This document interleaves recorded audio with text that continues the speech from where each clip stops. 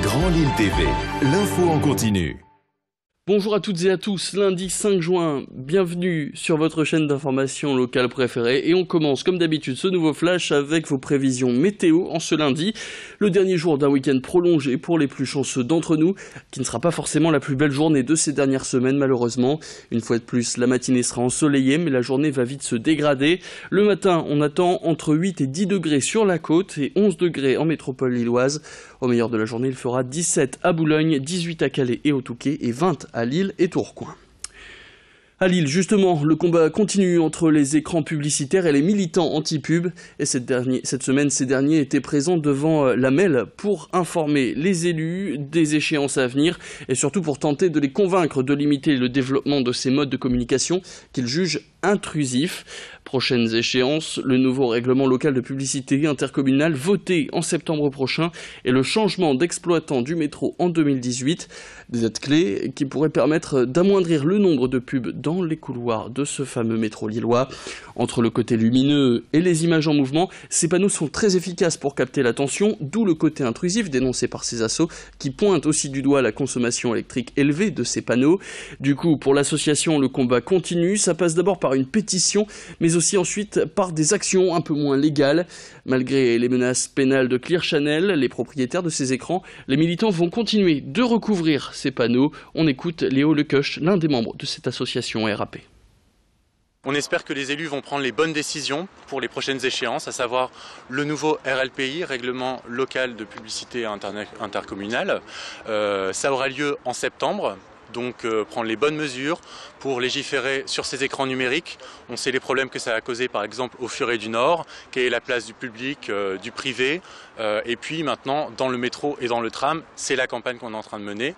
Et puis deuxième chose, 2018 c'est un changement d'exploitant pour le métro, à savoir on va décider si Keolis continue à exploiter les transports en commun, et donc on aimerait que ce soit l'occasion de renégocier les termes du contrat du métro, et donc la place de la publicité, qu'elle passe un peu à côté.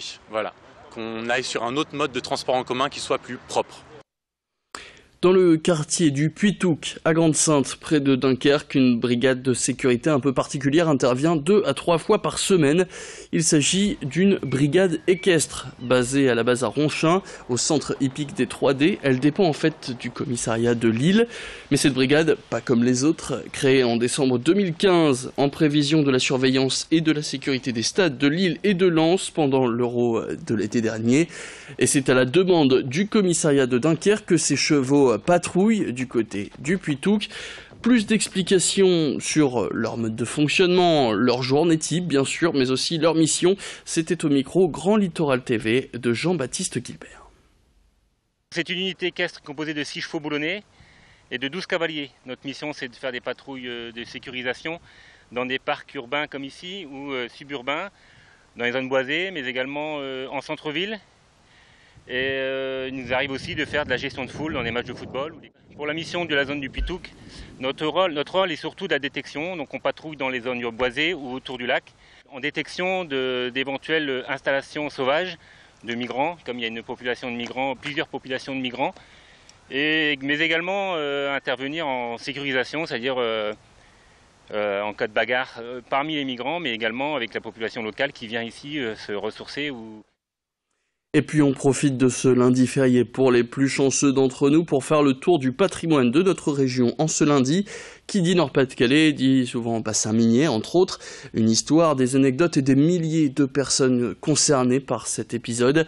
Un patrimoine qui est d'ailleurs de plus en plus raconté, de moins en moins tabou. C'est le cas par exemple dans ce restaurant d'avion baptisé Alphos7. Ici, vous êtes presque au cœur de la mine, presque dans un musée, mais complètement dans un restaurant. Je vous laisse découvrir ce concept. Au pied des terrils, vous pouvez déjeuner au cœur de la mine, ou presque. Alphos7 a ouvert ses portes en 2008 et vous emmène au fond de la galerie quelques dizaines d'années plus tôt. C'est pas seulement manger dans une galerie de mine, c'est surtout rendre un hommage au patrimoine minier de la région. Un lieu où on peut se réunir autour de ça, un lieu où on peut échanger, il y a une espèce d'esprit très convivial. On voulait que ce soit un lieu qui réunisse aussi bien les gens qui viennent en costard-cravate le midi, et puis aussi des gens qui habitent dans les corons au bout de la rue et qui qui ont toujours vécu là-dedans, qui ont les grands-parents, qui ont toujours travaillé à la mine. Voilà. Le concept s'est développé au fur et à mesure des années, avant d'aboutir à ce restaurant-musée riche en détails qui va continuer de s'étoffer. Au début, on a commencé avec un petit peu de... On a chiné quelques objets, on a fait la déco, c'est-à-dire la galerie de mine. Mais effectivement, la déco, maintenant, elle est surtout faite à partir des différentes personnes, des différents clients qui viennent. Ils sont touchés par le lieu. Et en fait, l'idée, c'est de donner vie à des objets qui ont été oubliés dans les greniers chez papy, mamie, etc. Voilà, papy et mamie sont décédés. Du coup, ils viennent nous apporter le petit joyau qu'ils avaient chez eux. Et ça, c'est super. Du coup, c'est un vrai échange, un vrai partage autour du patrimoine. Ici, tout est porté sur l'histoire, celle des mines et des hommes qui y ont travaillé, du plus petit objet entreposé jusqu'au nom de l'établissement. Alphos 7, c'est la fosse numéro 7 qui est tout au bout. C'était un puits qui était situé sur Avion et qui appartenait à la compagnie de mines de Liévin. Et du coup, voilà, comme c'est le quartier de la fosse 7, voilà, on est tombé là-dessus. Puis bon, après, il y a des petits jeux de mots sur les fossettes, voilà, c'est tout. Au-delà de l'histoire des mines et plus particulièrement de la fosse 7, dont les chevalements ont été détruits en 1987, le restaurant se veut aussi promoteur de la région à travers sa cuisine. C'est un estaminet, mais avec un côté restaurant, et surtout, on fait surtout attention que ce soit assez local, les bières sont locales, on ne va pas chercher trop loin, on fait du circuit court, dans la mesure du possible, bien sûr.